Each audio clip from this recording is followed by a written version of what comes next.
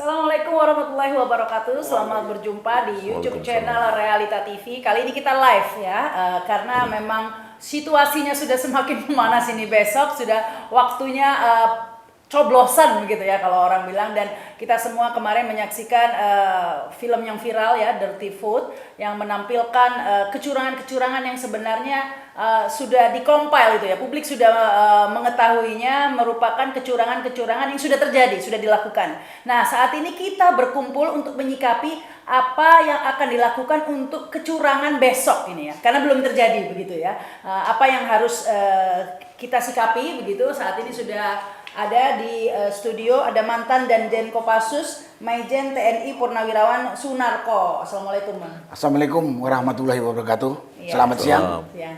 Kemudian ada Syahganda. Ini Assalamualaikum, Bang. Waalaikumsalam warahmatullahi wabarakatuh. Ada Rizal Fadila ya, tokoh Muhammadiyah ini. Assalamualaikum. Waalaikumsalam warahmatullahi wabarakatuh. Dan kemudian ada Dr. Fadil Hasan ini, ekonom. Assalamualaikum, Bang Fadil. Waalaikumsalam. Ya. Ini ke Pak Bang Ganda dulu deh. Ngelihat Dirty Food itu dulu kan, itu kan sebenarnya dikompil. Sebenarnya kita sudah tahu tuh kecurangan-kecurangan itu ya, Bang ya. Tapi ini memang bagus untuk publik karena kecurangan memang terjadi secara sistematis, tersebar di berbagai lini, sehingga itu dirangkum semuanya, orang bisa nonton dalam satu film dokumenter rangkuman semua kecurangan yang sistematis ya. Tetapi untuk besok ini yang perlu kita sikapi. Kalau Bang Ganda melihat bagaimana nih, Bang? Ya, pertama kan kita harus mengapresiasi Dirty Food itu ya. Udah mungkin hampir 20 juta sekarang yang nonton dari semua channel yang menampilkan itu. Dan beberapa channelnya juga sudah di take down ya oleh kekuatan yang berkuasa lah pastinya.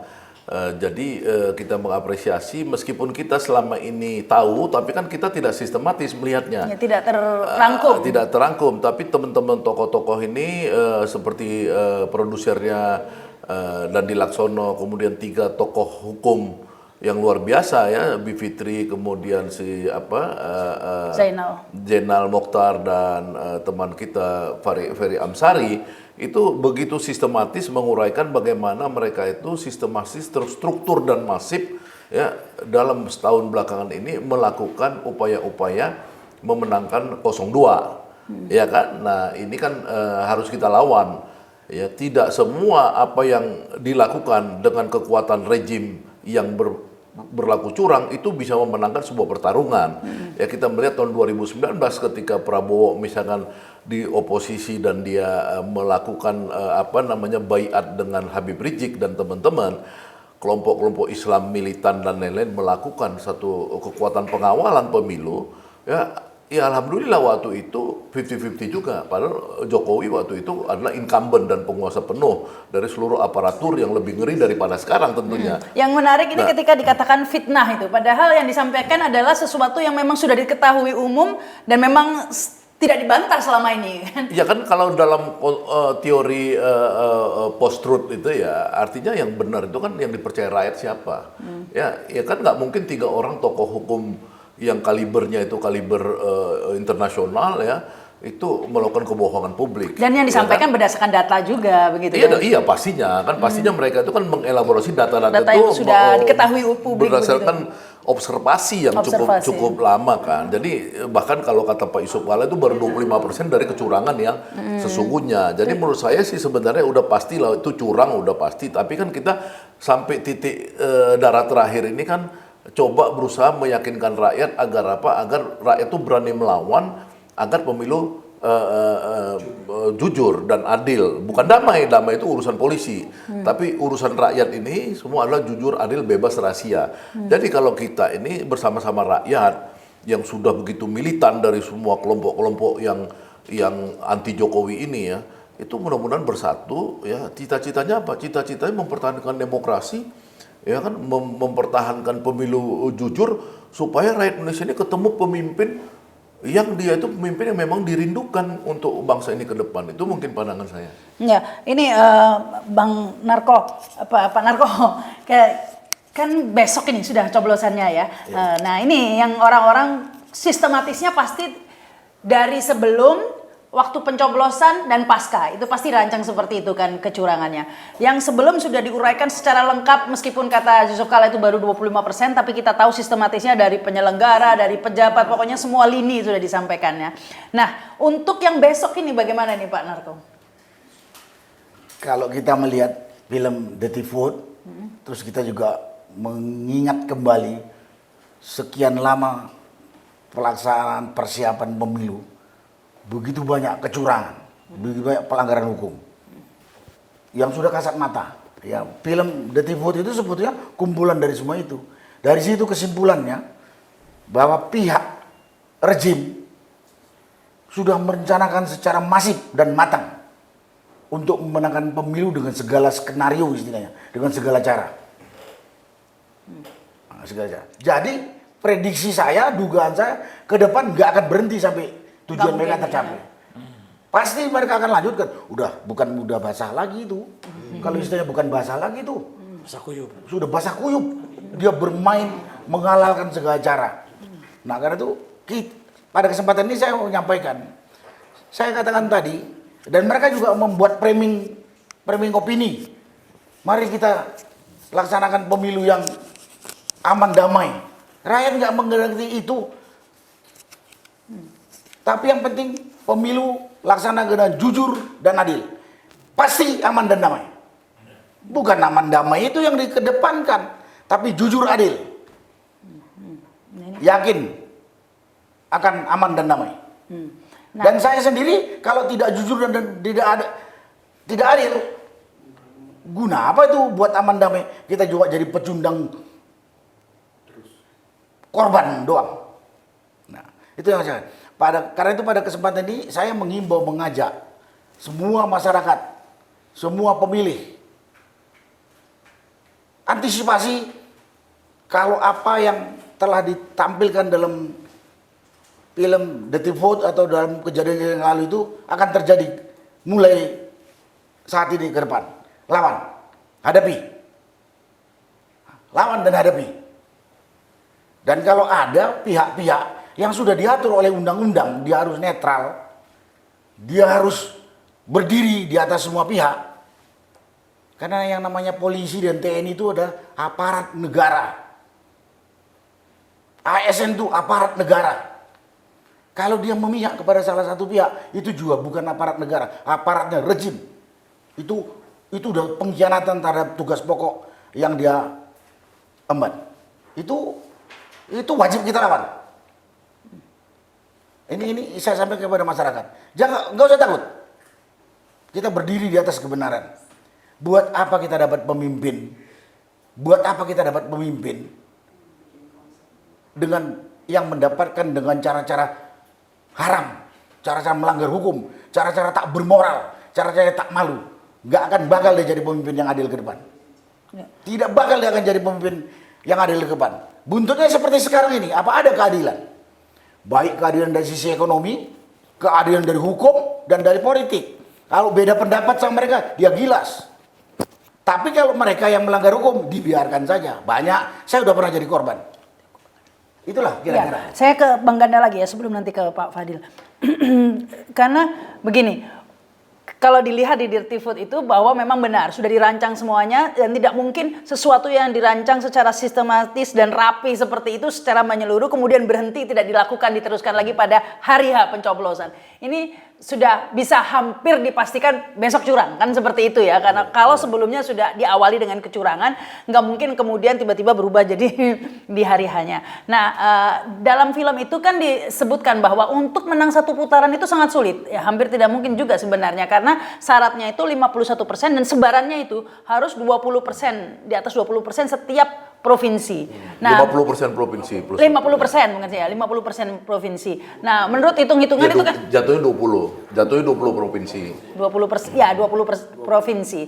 Nah, itu menurut hitung-hitungan meskipun juga dicurangi juga, Papua tiba-tiba dimekarkan menjadi 4 provinsi dan bisa langsung ikut ya, 4 tambahannya gitu kan. Yang sudah ada 2 ditambah 4 jadi 6 provinsi dan langsung bisa ikut pemilu. Nah, sudah dipastikan satu putaran itu sebenarnya kalau jujur, kalau tidak curang itu sulit begitu. Nah, ini besok kuncinya di situ itu Bang Ganda untuk mengetahui. Karena kalau kita harus melihat kecurangan secara detail, itu akan sangat banyak lagi mulai nih ya. Contohnya anak saya ini, anak saya kan baru pemilih awal 17 tahun. Itu kayaknya yang paling banyak celahnya ya, karena mereka dianggap 17 tahun tidak aware begitu ya. Sehingga anak saya itu punya 2, tadinya nggak dikasih undangannya ya. Kemudian sudah saya urus dikasih, tapi punya 2 selain di tempat tinggal saya. Di ini juga, di Gandaria juga. Jadi tiba-tiba double begitu. Nah, pasti banyak lagi celah-celah yang lain ya. Tentunya sulit bagi publik untuk mencari atau mencegah semuanya ini. Kuncinya adalah 1 putaran. Jika 1 putaran itu udah pasti bisa curang begitu, dia pastikan curang begitu Bang Ganda. Ya, kan gini ya. Untuk menang 1 putaran itu, kalau beradu segitiga seperti sekarang, peta sosiologisnya itu karena saya jagoannya di dunia itu ya, ilmu-ilmu sosial yang berbau sosiologi, itu sudah pasti itu hanya 2 yang kuat, yaitu pasangan 01 yang mewakili masyarakat Islam, pasangan 03 yang mewakili masyarakat Marxis sosialis, dan yang nomor 3 paling kecil sebenarnya adalah Prabowo dan Gibran yang dia itu tidak punya identiti. Ya, Prabowo misalkan mewakili identitas apa? Karena dia tidak terafiliasi. Ya, kalau dia bilang dia terafiliasi dengan petani kan tidak kuat identitasnya. Apalagi dia kan kapitalis pemilik 500.000 hektar lahan. Jadi petani nggak mungkin nganggap dia sebagai simbol. Nah, kemudian itu peta sosiologis. Kemudian peta dari keberhasilan mereka mempertahankan kombinasi antara Prabowo 44,5% di tahun 2019 dan Jokowi 55,5%. Dikombinasi 100% dia pertahankan itu tetap di atas 50%. Faktanya kan nggak begitu. Faktanya itu kan orang-orang yang mendukung mereka mencapai itu kan udah pada kabur semua. Jadi kelompok istimewa ulama yang membuat Prabowo dapat 44,5% kan udah hilang semua. Ya, kelompok PDIP dan kaum Marxis nasionalis yang mendukung Jokowi dulu kan udah hilang. Jadi kalau digabung ini orang berdua sebenarnya kan cuman tong kosong nyaring bunyinya sebenarnya gabungan daripada Jokowi dan Prabowo ini dalam konteks pemilihan yang jujur dan adil ya. Jadi nggak ada logiknya. Yang kedua, kalau cuman orang menang berdasarkan survei, itu kan jadi orang itu nggak ngerti bahwa survei itu kan cuma salah satu alat deteksi. Survei itu bukan kebenaran. Dalam metode ilmiah itu, di masa lalu survei itu udah ketinggalan zaman. Surveinya tidak jujur lagi. Apalagi nggak jujur. Yang jujur aja, Pak. Yang jujur aja. Itu belum tentu itu sebagai pegangan. Karena survei itu kan gini, survei itu kan kalau dia ngerti, karena saya gini Pak, saya itu kan 5 tahun sekolah pertama di ITB itu jurusannya survei dan pemetaan. Jurusan saya nih udah geodesi namanya. 5 tahun terakhir saya di UI, riset saya sebagai ilmu sosial, tapi ilmu sosial survei kuantitatif. Jadi saya itu 10 tahun ini ya, Bang Padil apalagi kan di IPB kan. Jadi kita tahu bahwa itu hanya salah satu observasi karena kita kan ngambilnya sampel. Sampel itu kan 1.200 dari 200 juta penduduk misalnya gitu. Artinya ini kan cuman mendeteksi, bukan dengan survei-survei itu kemudian kita bilang kita menang, enggak ada. Salah satu capres mengatakan sendiri survei itu kan hasilnya tergantung yang bayar. Ya, itu udah faktanya kan. Itu jadi, fakta survei. Jujur itu dah. Kalaupun jujur survei itu buat orang-orang survei ini kan hampir semua yang saya kenal itu kan tidak pernah dia itu jadi doktor yang ahli kuantitatif seperti saya. Nggak ada lah, mau siapa yang survei itu yang sebut nama semua yang lembaga survei, nggak ada. Saya bukan ini karena mereka kan bilang, kan mereka nggak ngerti, kalau saya ngerti. Jadi kalau sampel itu hanya untuk mendeteksi. Jadi kalau misalkan makin dia, kan 2 tuh, validitas sama reliabilitas itu ya. Nah kalau misalkan kita bandingkan dengan survei-survei yang kredibel ya. Tadi ini di alat survei itu 2, validitas, reliabilitas. Tapi kredibilitas itu maksudnya yang tadi, dibayar atau nggak dibayar. Kan itu tadi, Pak Narko tadi ini. Nah, bisa kita lihat misalkan konsistensi 2 lembaga yang asing, yang tidak melakukan politik pemihakan di sini. Misalkan Roy Morgan, ya kan, dan Ating Research, dua-duanya dari Australia. Kan dua-duanya juga menunjukkan bahwa tidak ada yang 50% plus 1. Ya kan, walaupun misalnya katakanlah terakhir survei Roy Morgan yang terakhir itu kan tetap aja Prabowo dibuat di situ 46. Nggak ada yang bisa nembus 50 karena sulit. Itu baru kita bicara 50% plus satunya, belum yang tadi di 20 provinsi harus di atas 20%. Ya, jadi nggak ada lah. Nah, tentu saja kalau orang menang satu putaran, probability-nya ya itu cenderung di atas 70-80% curang. Ya, saya nggak berani bilang 100%. Tapi saya berkeyakinan probabilitasnya itu 70-80% mereka melakukan kecurangan di babak akhir. Karena kecurangan yang diungkap oleh Dirty Vote tadi sudah jelas kan? Sudah terjadi. Sudah terjadi karena penempatan kepala daerah di situ, bansosnya dimainkan, kemudian pemanggilan kepala desa dan lain. Kan itu yang diterangkan oleh si film Dirty Vote ini. Jadi seandainya kita bilang ini babak akhir ini curang ya, kemungkinan curang. Nah, persoalannya apakah ikhtiar kita ini ya, kan kita udah hampir selesai nih, maksudnya misalkan semua rakyat juga ikut, bukan semua rakyat berontak kan. Yang berontak ini kan kampus-kampus yang nggak mau, civil society, mahasiswa, itu kan memang sampai sekarang nggak mau tahu pemilu, pokoknya mereka udah pengen Jokowi dimakjulkan. Tapi kita yang mau ikut dalam elektoral ini, menurut saya harus bersekutu dengan semua kekuatan bangsa yang ingin bangsa ini terhormat. Karena bangsa ini nggak terhormat kalau pemimpin kita nih selalu mikir jadi penguasa itu adalah untuk bisa kaya. Jadi penguasa itu untuk bisa memperkaya diri, membuat anaknya dinasti dan lain-lain. Ya kalau misalkan kita ke contoh misalkan di Belanda Perdana Menterinya itu kemarin dia nggak mau jadi Perdana Menteri lagi, mundur dia. Ya itu baru cerita 1 tahun lalu lah. Sampai parlemen yang lain tuh ngerayu dia, tolong dong jangan mundur gitu loh. Di sana gitu. Karena, di Jerman juga. Di Jerman juga. Artinya mereka nggak being president is not everything nggak gitu kemaruk. loh. Nggak kemaruk karena mereka bukan mau cari kaya. Nah ini pemimpin kita ini ada sakit jiwa semua. Jadi akhirnya tidak memberikan kepada rakyat itu suatu pemimpin kebahagiaan. Dan pendukungnya mungkin. Ya pendukung ini kan kadang-kadang tergantung pemimpin. Udah tahu gila. Makanya bagaimana cara? Didukung juga. Iya, bagaimana caranya? Itu kita mengajarkan demokrasi yang benar. Kalau nggak mau demokrasi yang benar kan berarti kita nggak usah merdeka.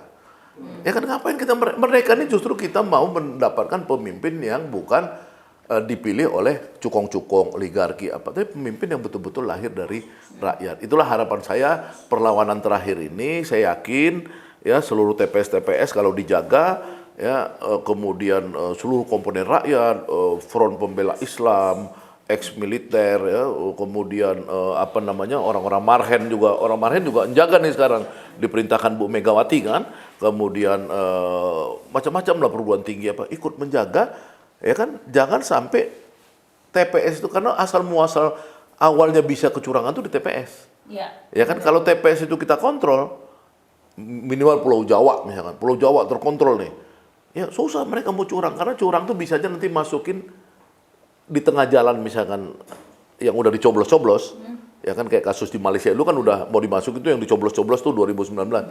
Nah dia susah karena kita lihat gini, nggak boleh.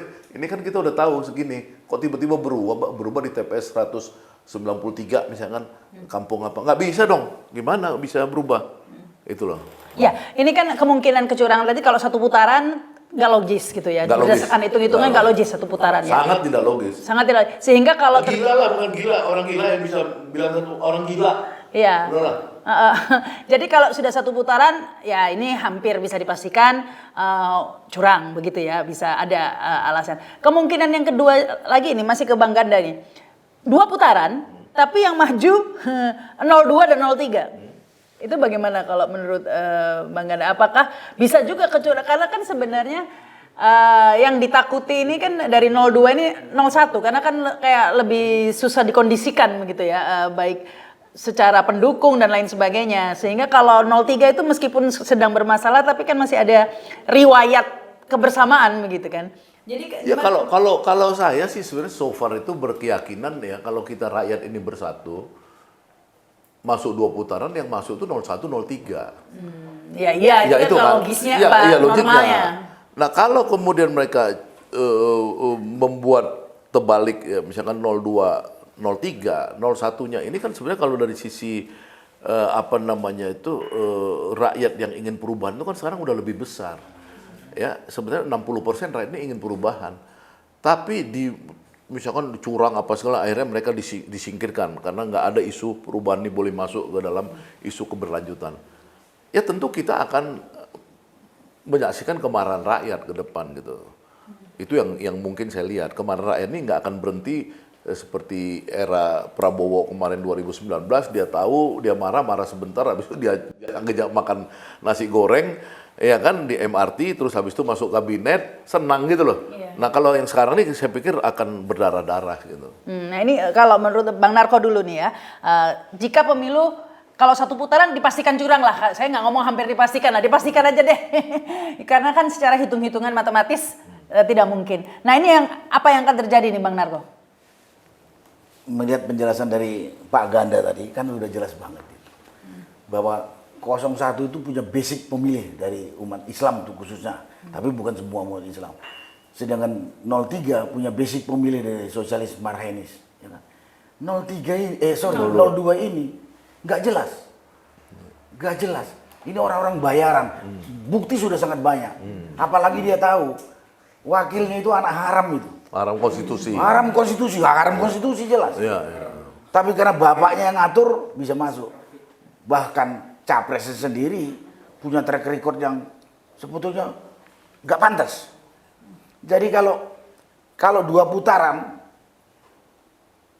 perhitungan kalkulasi yang benar itu masuk pasangan 01 dan 03. Enggak, kalau 02 ada tanda tanya enggak benar. Kalau satu putaran bagaimana ya Pak Narko? Apa yang harus dilakukan ini? Kalau yang terjadi satu putaran dan kemudian ya seperti kita tahu kan upayanya kalau 02. terjadi satu putaran nomor 02 menang. Saya yakin itu adalah telah terjadi kecurangan yang sangat luar biasa. Sangat.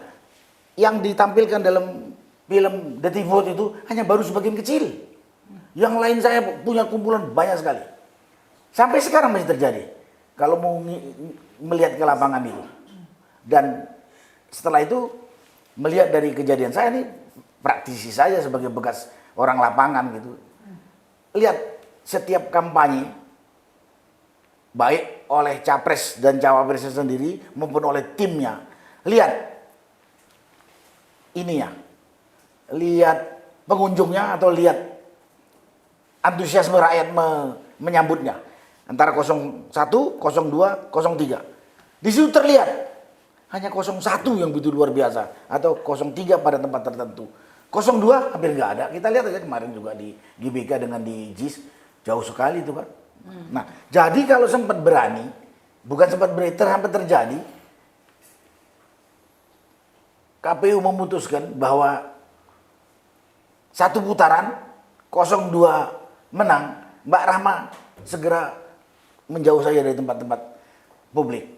Pasti akan ada kemarahan yang masif dari rakyat dari Sabang sampai Merauke. Jadi daripada Mbak Rahma nanti kena lempar batu, kalau kena lempar batu mending.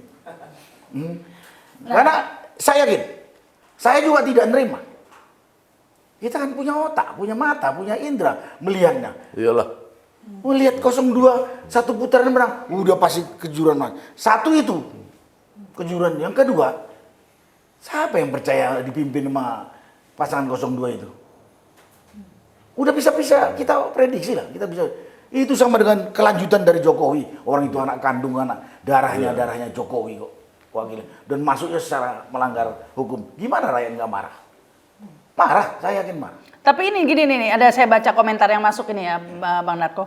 Jangan ngomong dong, dari dulu ngomong pemakzulan, people power dan lain-lain, nggak ada tindak lanjutnya. Kalau yakin belum bisa ya jangan ngomong lah gitu. Ini akan ngomong aja atau gimana menurut Bang Narko ini? Iya, pemakzulan itu harus dengan kekuatan, tapi mungkin ada tahapannya. Sekarang kita teriak dulu, sampai rakyat menyadari, nggak semua rakyat itu menyadari dulu. Ayo majulkan, nggak mau. Karena kalau yang majulkan saya sama Pak Ganda aja, kita dilipat sama mereka. Aku ini pernah ditahan tanpa sebab. Pak Ganda itu pernah ditahan ya karena hal kecil. Jadi harus dengan kekuatan rakyat. Karena dia maju, ayo rakyat, majulkan. Saya siap pimpin. Dia katakan gitu. Tapi jangan dia juga ngomong. Tapi kita udah melakukan tahapan. untuk mengedukasi rakyat. Ini pemerintahan udah pantas dilanjutkan, harus dimakzulkan. Ayo bersatu. Demi kelangsungan NKRI, demi kelangsungan anak cucu kita. Sekarang kita udah rasakan di luar negeri kan omongan rejim aja kata Indonesia ini masih dihormatin. Di Malaysia saja kita dihina kok, dihina. Di Malaysia saja. Di luar juga begitu. Di luar juga begitu. Kita ini kadang-kadang malu di luar tuh. Oke, ini saya baca juga komentar yang masuk, tapi ada yang bilang ini suaranya kecil ini. Hardi, tolong dibesarkan ini Hardi. Sudah ya. Mungkin mic-nya ya, saya akan ke Pak Fadil.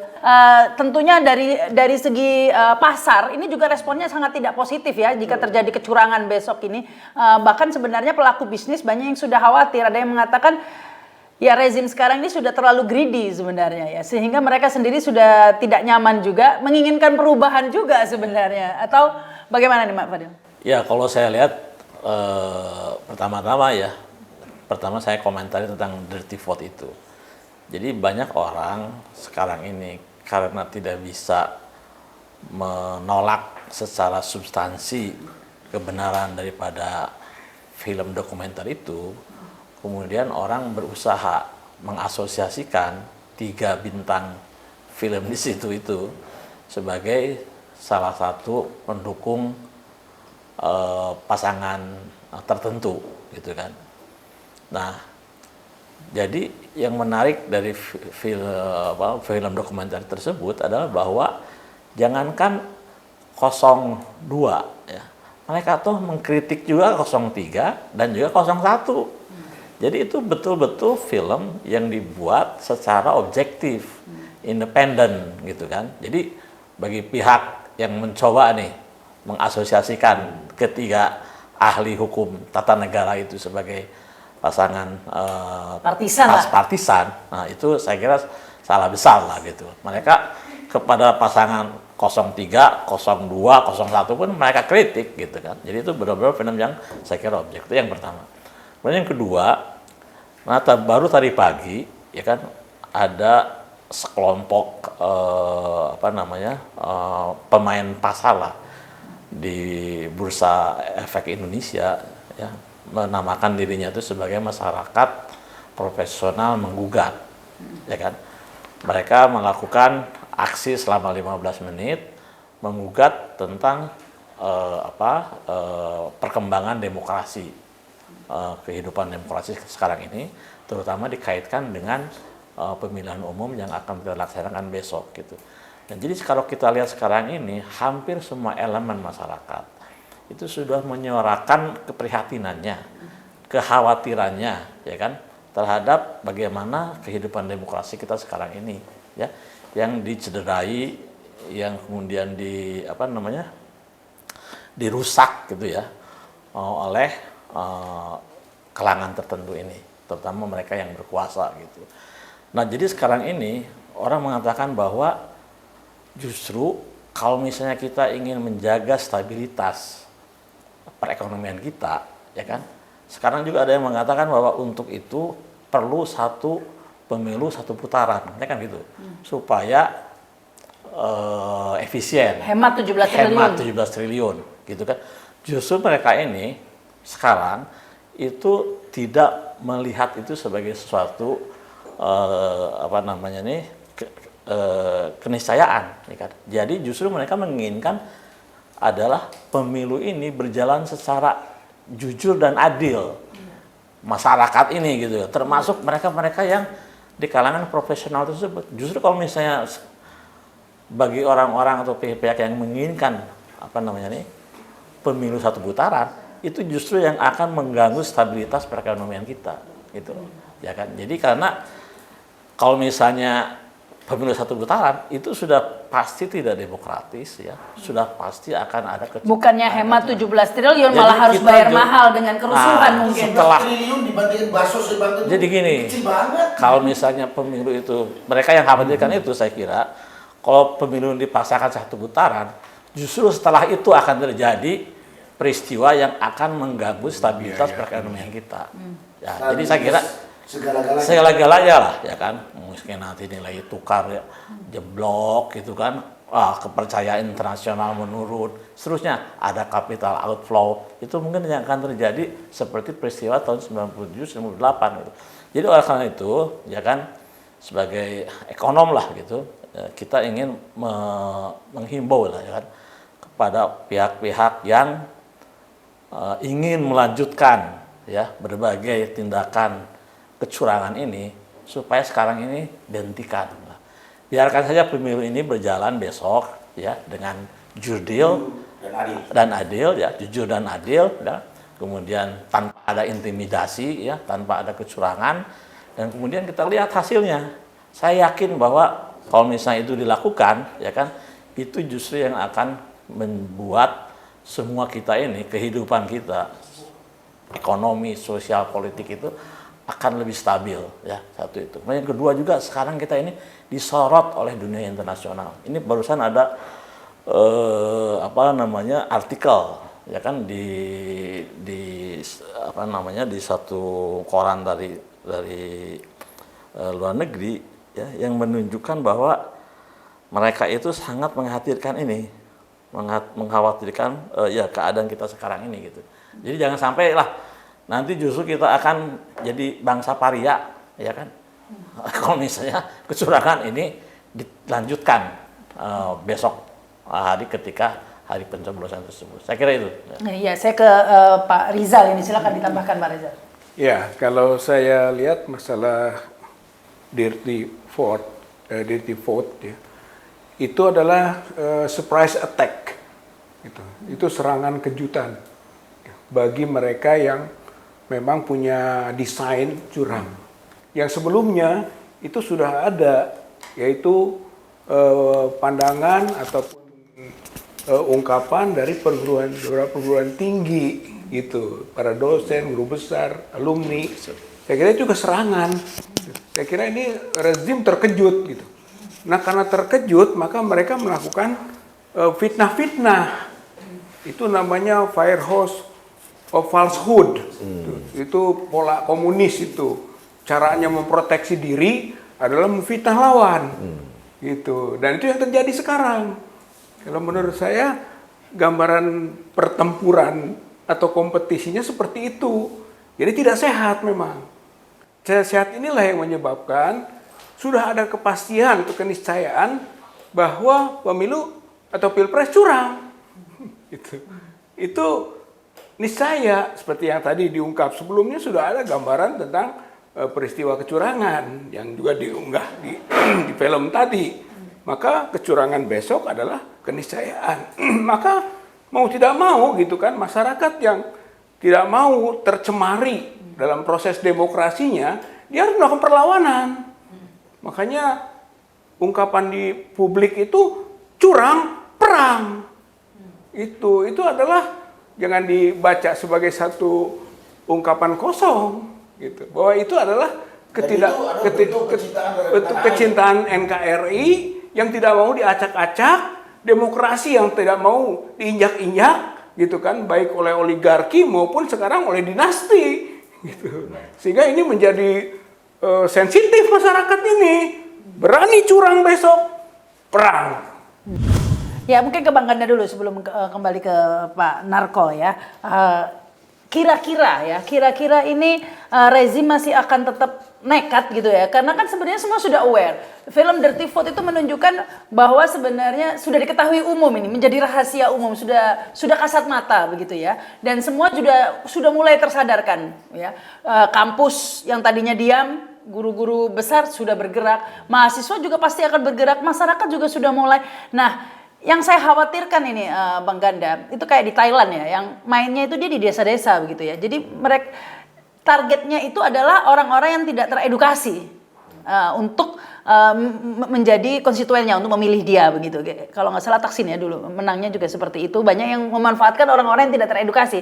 Ini yang saya khawatirkan di Indonesia terjadi hal yang sama. Jadi yang di Jakarta, yang di kota-kota emang dilepas karena sudah ketahuan ya rencana jahatnya ini sudah ketahuan. Jadi mereka menyasar di desa-desa dengan bansos, dengan apa yang gratis-gratis lainnya.